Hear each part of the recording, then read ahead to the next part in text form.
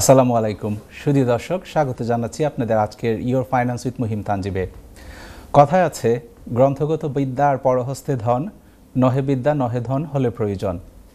পুঁথিগত বিদ্যা যেরকম কোনো কাজে আসে না, তেমনি আপনার ধন সম্পদ যদি আপনার আয়ত্তের মধ্যে না থাকে, তখন প্রয়োজনের সময় সেটারও কোনো কাজে আসে না। ইয়োর ফাইন্যান্স উইথ মুহিম তানজিবের মাধ্যমে আমরা চেষ্টা করি ফাইন্যান্সিয়াল অ্যাওয়ারনেস বা ফাইন্যান্সিয়াল এডুকেশনকে প্রমোট করার, পার্সোনাল ফাইন্যান্সের বিভিন্ন দিক সম্পর্কে তুলে ধরার। আমাদের আজকের টপিক হচ্ছে অত্যন্ত গুরুত্বপূর্ণ একটা টপিক। আমরা আজকে কথা বলবো উইলস এবং প্রবেট নিয়ে। উইলস এবং প্রবেট পার্সোনাল ফাইন্যান্সিয়াল প্ল্যানিংয়ের একটা অত্যন্ত গুরুত্বপূর্ণ বিষয়, যেটা অনেকেই, বিশেষ করে আমাদের সমাজে আমরা আমাদের অভিজ্ঞতা দেখেছি যে অনেকেই এটাকে ইগনোর করেন বা এটা খেয়াল রাখেন না। তো আজকে আমরা সে বিষয়ে কথা বলবো। এর পাশাপাশি আমরা মর্গেজ নিয়ে কথা বলি সব এপিসোডেই। আজকেও সে ব্যাপারে আপনাদের কোনো প্রশ্ন যদি থাকে, মর্গেজের কোনো ক্রাইটেরিয়া বা কি আপনাদের যদি কোনো সমস্যা থাকে বা কোনো প্রশ্ন থাকে, এ বিষয়ে আপনি প্রশ্ন করতে পারেন। আমরা আপনাদের প্রশ্নের উত্তর দিতে সচেষ্ট হব। এছাড়া বরাবরের মতো সুহেল খান আমাদের mortgage advisor, mortgage market update নিয়ে আসছে আপনাদেরকে। গত 2 সপ্তাহে মর্গেজ মার্কেটে কী হয়েছে না হয়েছে সে সম্পর্কে আপনাদেরকে অবহিত করার জন্য। শুরুতে একটা কথা জানিয়ে দিতে চাই যে লাইভ টিভিতে ফাইন্যান্সিয়াল অ্যাডভাইস দেওয়ার কোনো স্কোপ নেই, কারণ ফাইন্যান্সিয়াল অ্যাডভাইস দেওয়ার আগে আমাদের যারা অ্যাডভাইস নিচ্ছেন তাদের পার্সোনাল অনেক বিষয় নিয়ে আমাদেরকে খুঁটিনাটি প্রশ্ন করতে হয়, জানতে হয়, বুঝতে হয়, তারপরে আমরা অ্যাডভাইস দিয়ে থাকি। সুতরাং আজকে যে অনুষ্ঠানে যে সমস্ত তথ্য আপনারা জানতে পারবেন, সেগুলিকে শুধু তথ্য হিসাবে নেবেন, অ্যাডভাইস হিসাবে নয়। তাহলে আর কথা না বাড়িয়ে চলুন আজকের টপিকে চলে যাই। বরাবরের মতো সুহেল খান আমাদের গেস্ট হিসাবে আছেন। Suhel, welcome to the show. Thank you for having me. Thank you, welcome. তাহলে আর কথা নয়, চলুন প্রশ্নতে চলে যাই।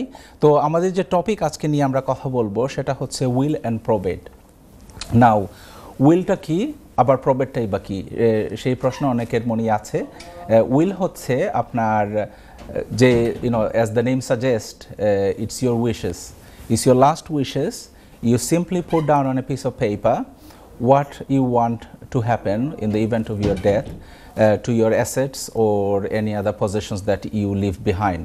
আপনার পার্সোনাল যে সম্পদ আছে বা যা কিছু আপনার পজেশনে আছে, সেগুলো আপনার মৃত্যুর পরে কার কাছে যাবে, কোথায় যাবে, কে কত পাবে, সেই সমস্ত বিষয়াদি আপনার উইশ অনুযায়ী, আপনার ইচ্ছা অনুযায়ী সিম্পলি একটা কাগজে লিখে রাখাকেই উইল বলে। নাও, এটা একটা লিগ্যাল ডকুমেন্ট, এই জন্য এটা যখন এই ডকুমেন্টটা তৈরি করা হয়, সেটা খুবই যত্ন সহকারে তৈরি করতে হয় এবং এটা সলিসিটারের মাধ্যমে করলেই ভালো হয়। তো আশা করি আপনারা, আমাদের সমাজে আমরা দেখি যে অনেকে, স্পেশালি আমি আমাদের will talk about our Asian community, we often see that most people don't talk about wills or don't get wills arranged. What's your opinion about that, Suhail? Yeah, absolutely. As you mentioned about will, it's a very important element. Yeah. And I believe everyone should have the will in place before their circumstances change. Yes. And I believe people should be more aware. Yes. And get educated. Regarding this will is very important and mandatory. So because of will, as you were mentioning, it just creates and gives a peace of mind. That's correct. If anything happen in future, for example, anything happen like a breadwinner, if they're in the family, like parents and stuff, and one day passed away, ultimately we all, it's a reality, we all have to go one day. So at least with will, it just gives a family a peace of mind, and they have a... And would you say this is why, because the wills are not created on time, a lot of Asian families, when the head of the family pass away, we see lots of conflict between the siblings, because obviously, say maybe one brother is saying, I want this land or I want that house, because the will wasn't created, and whoever left those assets for them, he did not leave his wishes written anywhere. This is why the conflicts happening, and we see it goes even into court cases. Absolutely, because if there is no will in place, it gives more sort of conflicts in like children's or any form of family, like siblings. So it just gives them, because with will it gives you a clear indication that what's already in place and what they're expecting. So I would suggest, and definitely as a normal general suggestion, that will is very important. And it gives more, as I mentioned, clear indications and peace of mind end of the day. Thank you, well said, Sohail, so well explained. So let's go. So দর্শক যেরকম জানলেন আপনারা, এটা estate planning এর বা financial planning এর অত্যন্ত crucial একটা part, but very simple as well. আপনার উইল একটা ক্রিয়েট করতে হলে এটা খুবই যে ব্যয়বহুল বা খুবই কমপ্লিকেটেড একটা বিষয় তা না। এই যে বললাম, এটা simply just write down your wishes on a piece of paper in the presence of A witness and then store it safely. I will go into this bit more detail. What is the process of creating a legally valid will? So ব্যাপারটা হচ্ছে এটা যে আপনার উইশটাকে শুধু পেপারে লিখে রাখলেই হবে না, এটা লিগালি ভ্যালিড হতে হবে। তাহলে চলুন জেনে নেই লিগালি ভ্যালিড উইলটা কিভাবে আপনার কনস্ট্রাক্ট করতে হয়। আচ্ছা, প্রথমে অনেকগুলো বিষয়ের মধ্যে আছে। প্রথমে যে বিষয়টা কনসিডার করতে হবে আপনাদেরকে, যে কনসিডার ইউর উইশেস। প্রথমে আপনার উইল একটা কনস্ট্রাক্ট করার আগে আপনাকে কনসিডার করতে হবে কি আপনার উইশ, ভালোভাবে ভেবে চিনতে আমার কোন ছেলে বা কোন মেয়ে কি পাবে না পাবে, যদি ফাদার বা মাদার এটা করেন, এটাকে ভালোভাবে বিস্তারিত ভেবে চিনতে ওনাকে ফার্স্ট আপনি ক্লিয়ার হন নিজে যে what is your wishes, what you want to happen when you pass away, who should get what, কে কোন সম্পত্তি পাবে, কে কোন বাড়ি পাবে বা গাড়ি পাবে, কি পার্সোনাল বিলঙ্গিংস আছে সে কে কোনটা পাবে, এটা ভালোভাবে আপনি চিন্তা করে নেন। আরও বিস্তারিত নিয়ে আসছি আরও কী কী বিষয় কনসিডার করার আগে। জি, তো আমরা এখন একটা ভিডিওতে চলে যাই। অনেকেই আমাদেরকে জিজ্ঞেস করেন যে আমাদের পার্সোনাল ক্রেডিট স্কোরিংটা খুবই লো, তো কিভাবে ক্রেডিট স্কোরিং হাই করতে হবে চলুন জেনে আসি। আমরা আগে একটা প্রি রেকর্ডেড একটা ছোট ভিডিও আমরা তৈরি করেছিলাম, চলুন সেটা দেখে আসি। Please control room, if you could play ইট।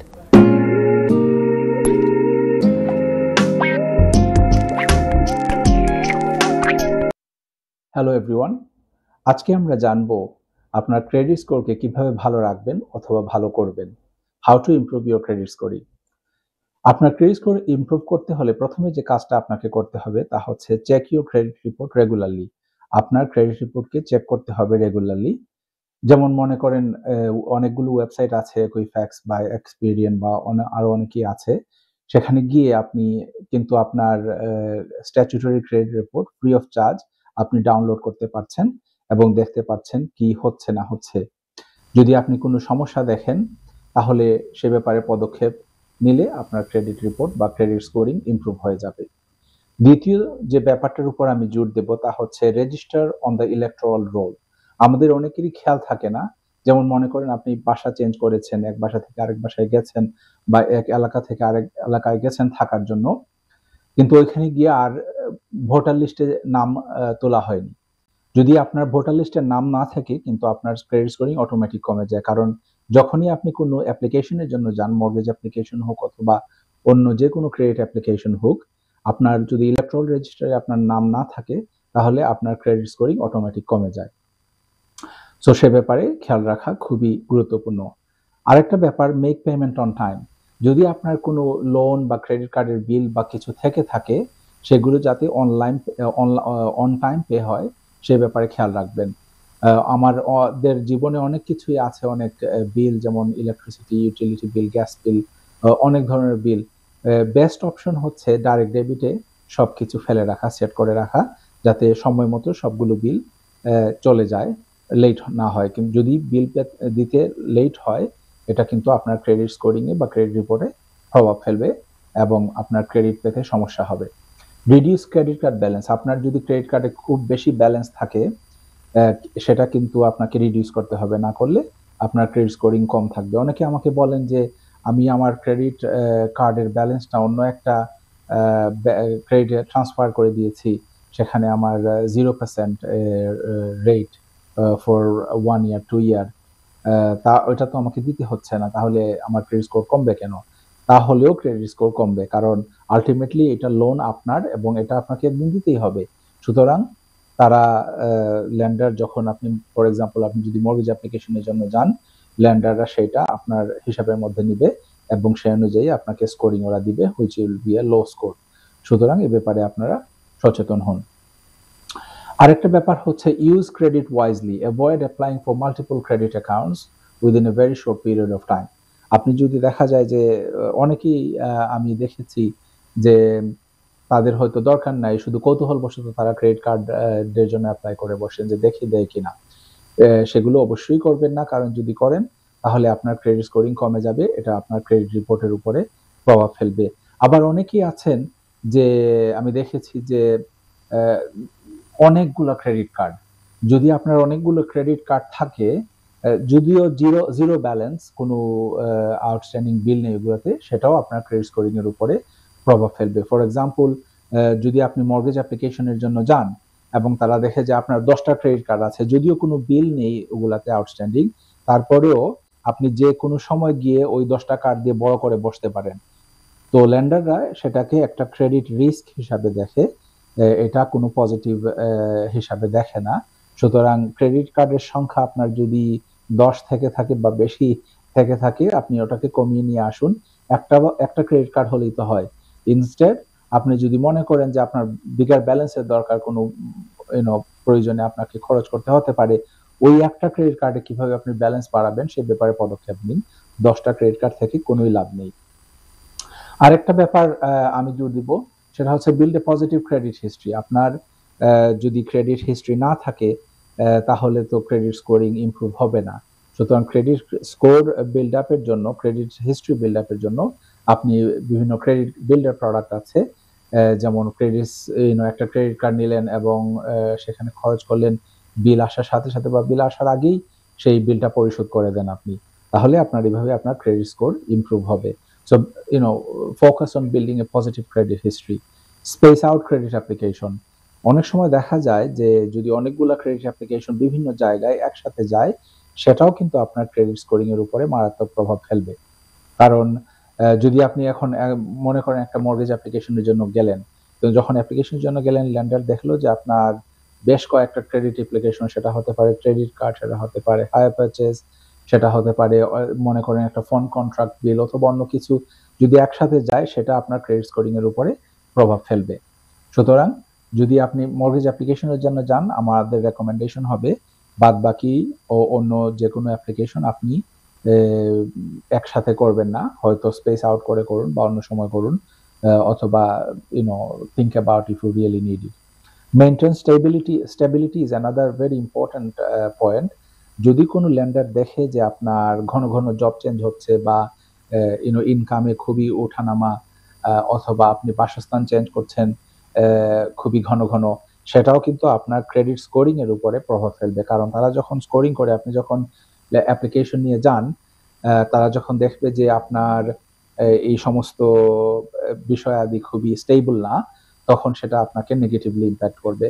সুতরাং maintaining stability is very important point. Use credit builder products, আগে যেরকম বলছিলাম, আপনারা শর্ট টার্ম ক্রেডিট কার্ড নিতে পারেন এবং সেখানে খরচ করতে পারেন, কিন্তু মেক শিওর আপনারা বিলটা অন টাইমে পে করেন। যদি বিলটা অন টাইমে পে করেন, আস্তে আস্তে আপনার এইভাবে ক্রেডিট স্কোরিং বাড়বে, ক্রেডিট হিস্ট্রি বাড়বে, রিপোর্টটা ভালো হবে। যদি কোনো ক্রেডিট রিপোর্ট না থাকে সেটাও যেমন ভালো না, আবার যদি অনেকগুলা আউটস্ট্যান্ডিং বিল আপনার জমা থাকে সেটাও ভালো না। আর ক্রেডিট বিল্ডার প্রোডাক্ট যেমন ক্রেডিট কার্ড আছে অনেকগুলা, ডেবিট কার্ডের মতো আপনি কার্ড আগে পয়সা দিয়ে আসতে হয়, তারপরে ওই ক্রেডিট কার্ডের উপরে আপনি খরচ করতে পারেন। সেই কার্ডগুলো আস্তে আস্তে আপনার ক্রেডিট বিল্ড করতে সহায়তা করবে। আলটিমেটলি অনেক গুলো পদক্ষেপ নেওয়ার পরেও যদি দেখা যায় যে আপনার ক্রেডিট স্কোরিং ইমপ্রুভ হচ্ছে না, তখন আমি বলবো যে একজন এক্সপার্টের শরণাপন্ন হন। সে আপনার ফাইন্যান্সিয়াল অ্যাডভাইজার হতে পারে, সে আপনাকে অ্যাডভাইস করবে কিভাবে আপনার ক্রেডিট স্কোরিং ইমপ্রুভ করা যায়। আশা করি আমাদের ভিডিও আপনাদের কাজে লাগবে। আবারও দেখা হবে। ধন্যবাদ। তো সুধী দর্শক, ভিডিওতে আপনারা দেখছিলেন how to improve your credit score, কী কী পদক্ষেপ নিলে আপনাদের ক্রেডিট স্কোর ইমপ্রুভ হবে। ভিডিও প্রচারের আগে আমরা কথা বলছিলাম উইলস নিয়ে এবং কী কী স্টেপ নিতে হবে আপনাদেরকে একটা উইল তৈরি করার জন্য। আপনারা নিশ্চয়ই আপনাদের স্ক্রিনে দেখতে পাচ্ছেন যে স্টুডিওতে যে ল্যান্ডলাইন নাম্বার, ওইখানে কল করলে আপনারা অবশ্যই আমাদের সাথে পার্সোনাল ফাইন্যান্সের যে কোনো বিষয়ে যদি আপনাদের প্রশ্ন থাকে সেগুলো নিয়ে কথা বলতে পারেন। আমরা উত্তর দিতে সচেষ্ট হব। মর্গেজের ব্যাপারে কোনো কথা বলতে চাইলে আমাদের মর্গেজ অ্যাডভাইজার আছেন, আমরা অবশ্যই আপনাদের উত্তর দিতে চেষ্টা করব। যারা স্টুডিওতে কথা বলতে চাচ্ছেন না বা কোনো বিষয় নিয়ে আপনারা যদি হোয়াটসঅ্যাপে আমাদেরকে মেসেজ পাঠাতে পারেন, আপনারা হোয়াটসঅ্যাপে যে নাম্বারটি দেখতে পাচ্ছেন সেখানে আপনারা মেসেজ পাঠাতে পারলে অবশ্যই আমরা আপনাদের প্রশ্নের উত্তর দিব। যদি এই অনুষ্ঠানের ভেতরে আমরা উত্তর দিতে নাও পারি, অনুষ্ঠানের পরে হলে আমরা সেই উত্তরগুলো আপনাদেরকে যোগাযোগ করে আপনাদের সাথে কথা বলে দিয়ে দিব।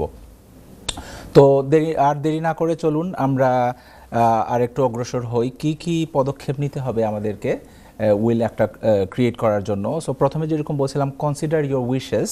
আপনার যে উইশগুলো আছে সেগুলো আপনি ভালোভাবে বিস্তারিতভাবে চিন্তা করে আপনারা আগে প্রিপেয়ার্ড হন বা মনস্থির করুন কি আপনার সম্পত্তি কে পাবে বা কার কাছে যাওয়া উচিত। এরপরে যে আপনাকে যে জিনিসটা করতে হবে সেটা হচ্ছে চুজ অ্যান এক্সিকিউটর। আপনার উইল যে তৈরি করবেন সেটা তো কাউকে বাস্তবায়ন করতে হবে। সেই বাস্তবায়নের জন্য আপনাকে একজন এক্সিকিউটর বা অ্যাডমিনিস্ট্রেটর আপনাকে নিয়োগ করে যেতে হবে এবং তার নাম ক্লিয়ারলি ওই উইলে লিখে রেখে যেতে হবে যে উনি হবেন আমার executor. So consider your wishes, choose an executor. এরপরে হচ্ছে যে ব্যাপারটা সেটা হচ্ছে গ্যাদার ইনফরমেশন। গ্যাদার ইনফরমেশন মানে আপনার যে অ্যাসেটগুলো আছে অথবা যে লায়াবিলিটিগুলো আছে সবগুলোই কিন্তু এই উইলের মধ্যে থাকতে হবে লেখা পরিষ্কারভাবে, ঠিক আছে? এরপরে যখন আপনি কনসিডার করলেন কি কাকে দিবেন না দিবেন, আপনার এক্সিকিউটর চয়েস হয়ে গেছে, তারপরে আপনার সব ইনফরমেশন আপনার হাতে চলে এসেছে, এরপরে আপনি উইল ড্রাফট করা শুরু করতে পারেন। না, উইল ড্রাফট করার জন্য সবচেয়ে বেস্ট যে রেকমেন্ডেশন আমি করব সেটা হচ্ছে ফাইন্ড এ গুড সলিসিটার। আপনার ভালো সলিসিটার, এ বিষয়ে অভিজ্ঞ সলিসিটার অবশ্যই আপনাকে লিগালিটির বিভিন্ন বিষয় সম্পর্কে অ্যাডভাইস দিবে, কিভাবে কি করলে এটা কোনো চ্যালেঞ্জের সম্মুখীন হবে না ভবিষ্যতে, সে ব্যাপারে আপনাকে পরামর্শ দিবে। যদিও একটু expensive way of creating will, আপনি যদি সলিসিটার ইউজ করেন, একটু কম এক্সপেন্সিভ হচ্ছে আপনার using a will writing service. Generally ওরা সলিসিটার থেকে একটু চিপারই হয়, কিন্তু এগেইন যদি আপনি উইল রাইটিং সার্ভিস অথবা আপনি অনলাইনেও বিভিন্ন পোর্টালে আছে, খুবই স্বল্প মূল্যে ওইখানে গিয়ে আপনার উইলটা আপনার তৈরি করা যায়। কিন্তু স্বল্প মূল্যের কারণে আপনি দেখবেন যাতে লিগাল সবগুলো অব্লিগেশন যাতে কাভার হয় এখানে। কারণ যদি আপনি একটা উইল ক্রিয়েট করে যান আর এরপরে দেখা গেল যে লিগাল সবগুলো সাইড আপনার ঠিকমতো মেনটেন করা হয়নি, তখন আপনার সেই উইলটা হয়তো চ্যালেঞ্জের সম্মুখীন হতে পারে কোর্টে, অথবা ইনভ্যালিডও হয়ে যেতে পারে। সো এই জন্য উইল ড্রাফট করবার সময় আপনার একজন অভিজ্ঞ যে আছে এই ব্যাপারে তার পরামর্শ নেওয়া বা তার সাহায্য নেওয়া খুবই গুরুত্বপূর্ণ। এরপরে যে আপনাকে যে কাজটা করতে হবে তা হচ্ছে include required elements, right? So আপনার এখন আমরা বডিতে চলে আসছি উইলের। Introduction, start with a clear declaration and the documents in your last will and the testament, ঠিক আছে? তো আপনার ক্লিয়ার ডিক্লারেশন হতে হবে। এখানে যে উইশগুলো আপনার খুবই ক্লিয়ার সুন্দরভাবে, এই জন্যই সলিসিটারের পরামর্শ নেওয়া বা প্রফেশনালদের পরামর্শ নেওয়া বা সাহায্য নেওয়া খুবই গুরুত্বপূর্ণ। কারণ যদি আপনার ডিক্লারেশনটা, আপনার উইশগুলা যদি কোনো ক্লিয়ার ল্যাঙ্গুয়েজে যদি ওইখানে ডেসক্রাইব করা না হয়, যদি বলা না থাকে, ডিক্লারেশন করা না থাকে, তাহলে এগেন আপনার চ্যালেঞ্জের সম্মুখীন হতে পারে। এরপরে আপনার যে এক্সিকিউটর আপনি যে ঠিক করেছিলেন মনে মনে, ওনার নাম এবং ওনার ক্লিয়ারলি ওনাকে ডিক্লেয়ার করতে হবে যে this is the executor. So executor's name has to be declared on the will. এরপরে আপনাকে যে কাজটি করতে হবে সেটা হচ্ছে beneficiary clearly specify who will inherit your assets. ঠিক আছে, আপনি যে উইলটা করেছেন এবং যে অ্যাসেটগুলা যার যে আপনার যে আপনার যে ছেলে মেয়ে বা যেই হোক যার কাছে যাবে তাদের নাম ডিটেলস এটা পরিষ্কারভাবে সন্দেহাতীতভাবে ওইটাকে উইলের মধ্যে লিপিবদ্ধ থাকতে হবে for it to be valid. Assets and debts আগে যেরকম বলছিলাম gather all the information, so এখানে অ্যাসেটস এবং ডেটসগুলো চলে আসছে, আপনার সবগুলা অ্যাসেট এবং সবগুলা যে লায়াবিলিটি আছে সব সুন্দরভাবে ওইখানে উইলের মধ্যে লিপিবদ্ধ থাকতে হবে। Guardianship, if you have children under 18, appoint guardians to care for them in the event of your death. So এইটা খুবই গুরুত্বপূর্ণ একটা বিষয় গার্ডিয়ানশিপ, কারণ এটা অনেকেই খেয়াল করেন না ইয়াং কাপল। আমি আমার এক্সপিরিয়েন্সে দেখেছি ইয়াং কাপল যখন তাদেরকে জিজ্ঞেস করা হয় তারা বলে আমাদের তো বেশি বিষয় আসলে তেমন নাই, সম্পত্তি নাই, শুধু ছোট দুইটা বাচ্চা আছে, উইল করে কি করব। এই বাচ্চা থাকার কারণেই আপনার উইলটা করা উচিত, কারণ যদি আপনি এটা চিন্তা করেন হয়তো আপনি এবং আপনার ওয়াইফ দুজনে আপনারা কোথাও বের হয়েছেন কিন্তু হঠাৎ করে একটা অ্যাক্সিডেন্টে দুজনেই মারা গেলেন, তখন এই বাচ্চাগুলোর গার্ডিয়ানশিপ কার কাছে যাবে? ঠিক আছে, ওটা ওদের দাদা বাড়ি যাবে নাকি নানা বাড়ি যাবে? এটা নিয়ে অনেক সময় একটা সমস্যা হয়ে যায় আমাদের বিশেষ করে এশিয়ান পরিবারগুলোতে। উইলে যদি আপনি এটা সুন্দরভাবে লিখে যান যে না আমার বাচ্চারা আমি চাই যে আমার এই ফ্যামিলি মেম্বার দ্বারা আনটিল দে আর 18 তারা যাতে লুক আফটার করে, তখন ওইখানে আর কোনো চ্যালেঞ্জের কোনো অবকাশ থাকে না। ঠিক আছে, এই জন্য গার্ডিয়ানশিপ যদি আপনি ছোট বাচ্চা থাকে আন্ডার 18 এটা খুব সুন্দরভাবে আপনাকে খুবই সন্দেহাতীতভাবে আপনাকে ওইখানে লিখে রাখতে হবে বা ওইখানে যাতে রেকর্ডেড হয় তার ব্যবস্থা করতে হবে। এরপরের যে ব্যাপারটা হচ্ছে সেটা হচ্ছে উইটনেস। ঠিক আছে, আপনি সব ইনফরমেশন লিখে রাখলেন, এক্সিকিউটরও আছে, আপনার বেনিফিশিয়ারিদের নাম আছে, অ্যাসেট লায়াবিলিটি সব কিছু আছে, কিন্তু কেউ আপনার যে উইটনেস করেনি তখন এটা ইনভ্যালিড হয়ে যেতে পারে।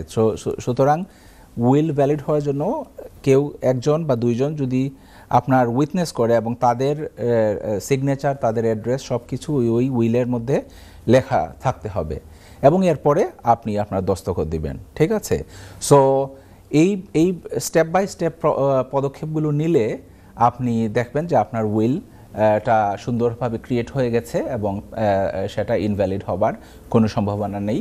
বিশেষ করে যদি আপনি এক্সপার্টদের সহায়তা নেন তাহলে তো আর কোনো কথাই নেই।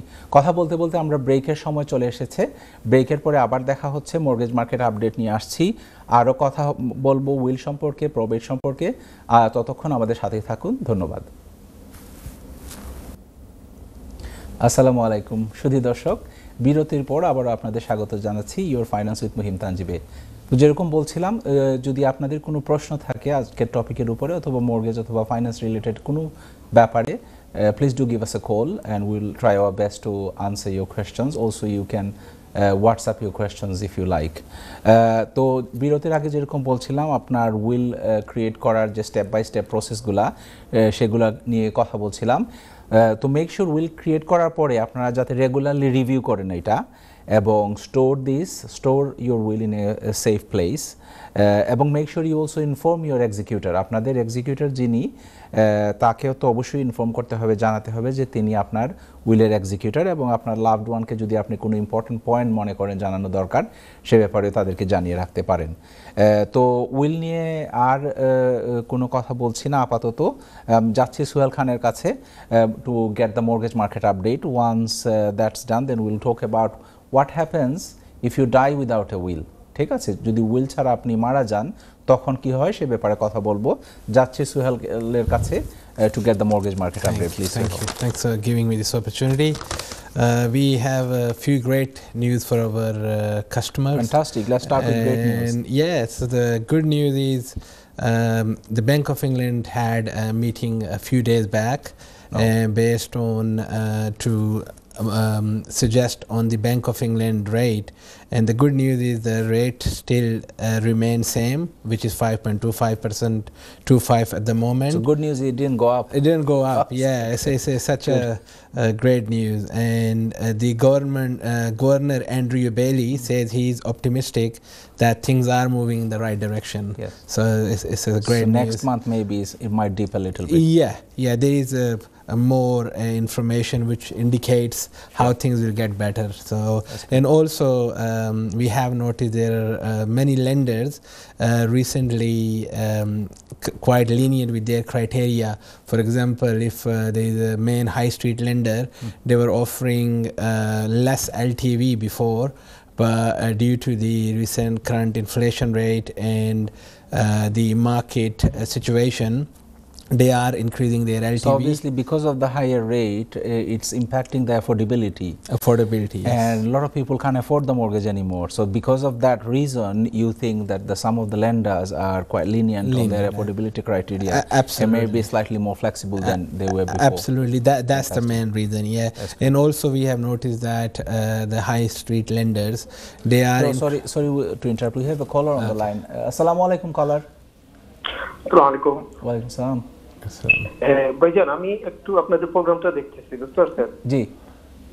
তো আমি একটা বিষয় জানতে চাচ্ছি, এই যে আপনি যে উইলসের সম্বন্ধে বলছিলেন। জি।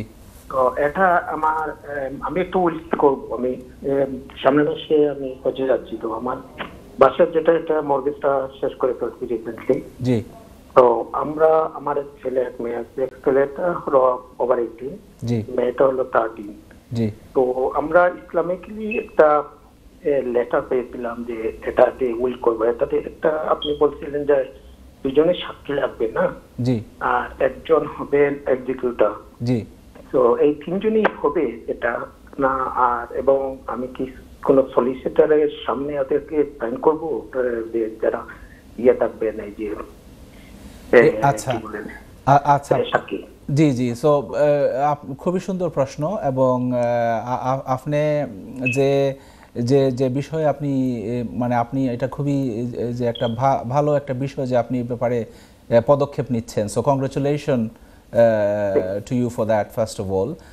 আর যে ব্যাপারটা আপনি বলছেন যে ওই উইটনেসরা সলিসিটরের সামনে সাইন দিতে হবে কিনা, এটার কোনো বাধ্যবাধকতা নাই সাধারণত। বাট যেহেতু আপনি সলিসিটরের মাধ্যমে আপনার উইলটা কনস্ট্রাক্ট করাচ্ছেন বা তৈরি করাচ্ছেন, আমি বলবো যে আপনি উনার অ্যাডভাইসটা নেন। যে উনি যদি বলে যে না আমার সামনে সাইন দিতে হবে, তাহলে উনার সামনেই সাইন দেওয়ান। বাট আমার এটা এই ব্যাপারে কোনো বাধ্যবাধকতা নেই যে উইলে যারা উইটনেস যারা সাইন করবে তারা ওই সলিসিটরের সামনে গিয়েই সাইন দিতে হবে, এরকম কোনো বাধ্যবাধকতা নেই। বাট তারপরে আমি আবার বলছি যে যেহেতু আপনি সলিসিটরের মাধ্যমেই করাচ্ছেন, উনার ইচ্ছা অনুযায়ী আপনি করালে ভালো হবে। উনি আচ্ছা, আরেকটা যদি আমি ওই সলিসিটরের আন্ডারে না করে শুধু আমরা পার্সোনাল ভাবে করে ফেলি, তাহলে কি হবে? জি হবে, অবশ্যই হবে। আপনি ওই যে ওইরকম বললাম যে আরো দুইটা অপশন ছিল, আমি যেরকম বললাম যে উইল রাইটিং সার্ভিস, যারা স্পেশালিস্ট উইল রাইটিং তাদেরকে আপনি ব্যবহার করতে পারেন, অথবা আপনি অনলাইনেও করা যায়। অনলাইনে বিভিন্ন পোর্টাল আছে, তাদের ফরম্যাট দিয়ে দেয়। বাট যে ব্যাপারে আমি আপনাকে সচেতন হতে অনুরোধ করব সেটা হচ্ছে আপনি অবশ্যই খেয়াল রাখবেন যাতে ইউকে ল এবং রেগুলেশনসগুলো মেনটেন হয়। জেনারেলি স্পিকিং, আপনার যদি কোনো ইউকে বেসড কোম্পানির পোর্টাল হয়, ওইটা ইউকের ল মেনটেন করার কথা। শুধু খেয়াল রাখবেন যাতে ওইটা বাইরের কোনো, যেমন মনে করেন আপনি আমেরিকান কোনো ওয়েবসাইটে যদি গিয়ে করে বসেন বা ইউরোপিয়ান বা অন্যান্য দেশের, কারণ ইন্টারনেটে তো অনেক সময় বোঝা যায় না এই ওয়েবসাইটটা কোথায় বেস, তাই না? তো এটা খেয়াল রাখবেন যাতে ইউকে ল যাতে এটা মেইনটেইন করে সেই যারা আপনাকে এই সার্ভিসটা দিচ্ছে। আশা করি আপনার আরেকটা জিনিস যে আপনার এই যে এক্সিকিউটর আছেন, যে আমরা যদি মারা যাই জি, তো এক্সিকিউটর কি ওর আন্ডারে বাসাটা থাকবে নাকি? না, এটা উইল একবার আপনাকে বানায় ফেললেই যে সেটা আপনার সারা জীবনের জন্য হয়ে গেল আর আপনি চেঞ্জ করতে এমন কোনো কথা নাই। উইল আপনি যে কোনো সময় চেঞ্জ করতে পারেন। তো আপনি যখন উইল প্রিপেয়ার করার পরে যদি দেখা যায় যে আপনার এক্সিকিউটর দুর্ভাগ্যবশত মারা গেছেন উনি, you can just review your will and get the executor changed. বুঝতে পারছেন ভাই? আচ্ছা, ঠিক আছে। জি, thank you so much Thank for you your very call. much. অবশ্যই কল দেখতে থাকুন এবং কল করুন, আপনাদের কল পেলে আমরা উৎসাহিত হই। ধন্যবাদ। Yes, Suhail, please go continue. Yeah, so we have noticed there are many lenders, for example, they used to have their offer time frame around 180 days, but we have noticed they are extended that to help more customers as much they can. Also, there are a few lenders, they have recently reduced their interest rate on residential and buy-to-let properties, and slightly less stress rate, just for more affordability. As we know, the rental market is very high, and for affordability, lots of customers struggle. So it's just extra help for those customers. And also, based on survey UK Finance latest news, arrears and possession data shows a modest increase, 3% in homeowner mortgages, in arrears to 96,580 Q1 2024 compared with Q4 2023. So the main Also good news. yeah. So this was mainly driven by continued impact of cost of living pressures and high interest rate. So also there regarding mortgage and rent payments rose 3.6% in the year of April, year to April, ending a slowdown of these costs in the first 3 months of the year, based on Barclays data. Also, it's a good news for our customers. Inflation has been falling recently, and we expect it to continue falling at a faster pace than in our November 2023 forecast over 24 and 25. Sorry, we have a caller on the line. Sorry to interrupt again. Sure. Yes, caller, assalamu alaikum.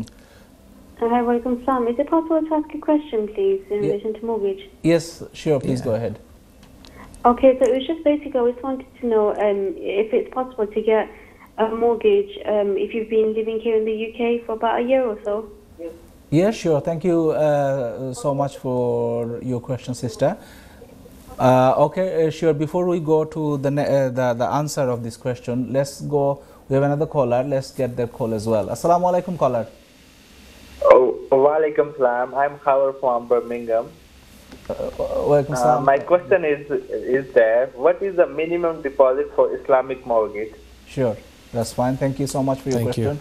Brother, we'll answer both of them together now. Thank you. So you got the first question. Yeah, first question, very important question, because we have noticed, people travel from abroad and they are in this country less than a year or minimum 1 year. Yes. And it's a good news for them too. Yes, we have a lender. You can go up to 90% of LTV, and as long as your credit history is good.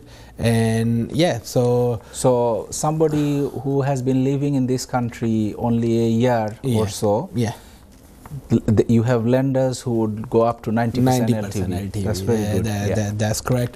And at the same time, because of the criteria, we have limited lenders. But if you live in this country for 2 years, it will open more doors. Sure. So more lenders are available with the better and good interest rate. Fantastic. Yeah. And you had a second question. Second caller regarding Islamic mortgage. The question was, what's the minimum deposit required for Islamic? Yeah. So the minimum deposit required is 5%. Okay. And you can go up to 95% LTV. Very good. Yeah. It's for Islamic. Thank you so much. So please continue with the update. Yeah. So regarding they mentioned about inflation has been falling recently, and we expect it to continue falling and at a faster pace than in November 2023 last year, over 24 and 25. Our central forecast sees CPI inflation at 2.2% in 2024, 1.4 percentage points below the November 2023. Again, it's a good news for our clients. Fantastic. Thank you so much, Suhail. You're welcome.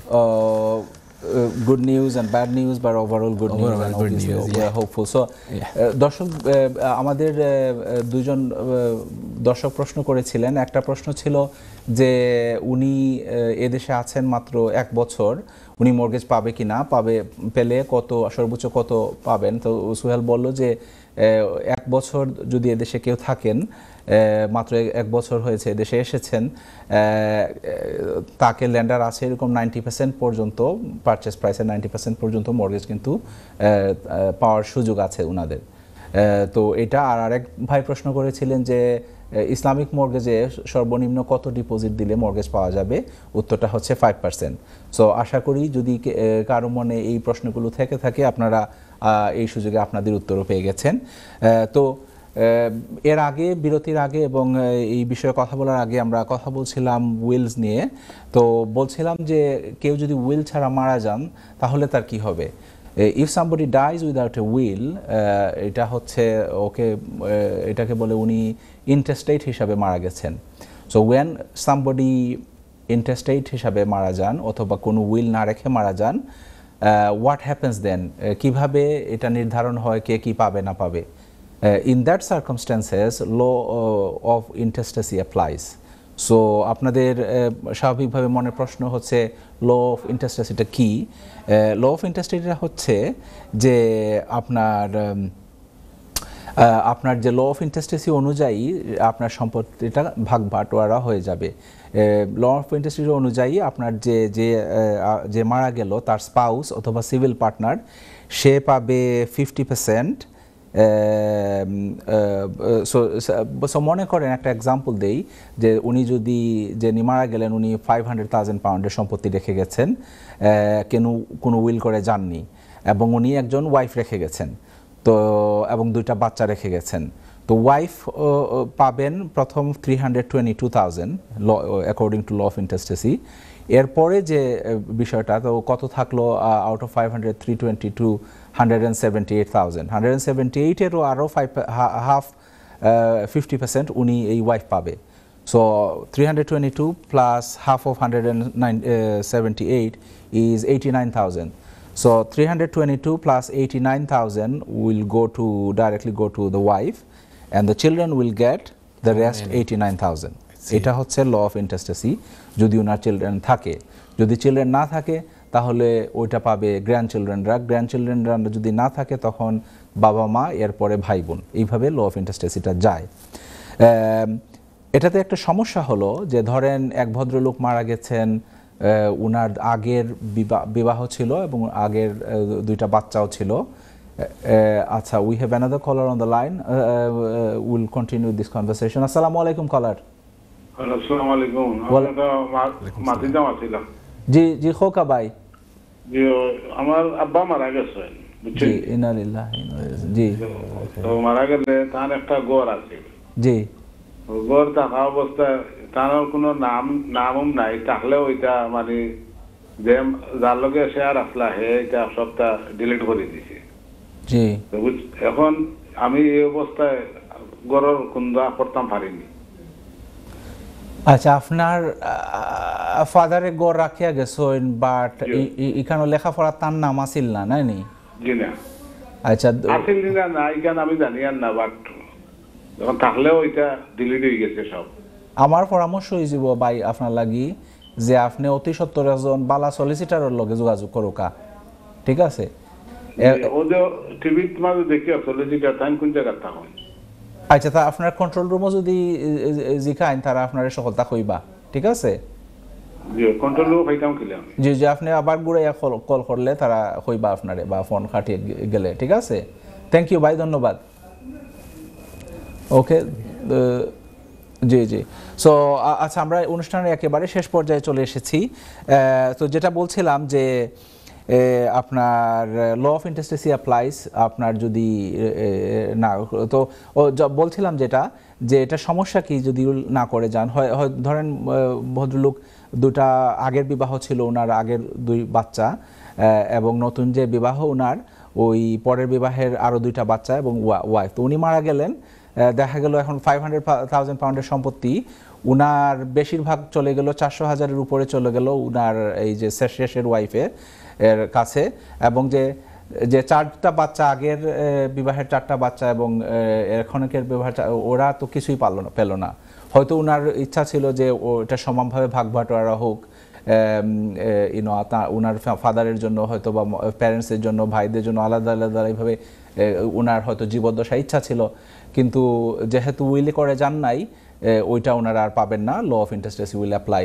তো সময়ের অভাবে আসলে বিস্তারিত কথা বলার সুযোগ আজকে হয়নি, হয়তো অন্য কোনো দিন আজকে আমরা এই ব্যাপারে আরও কথা বলবো।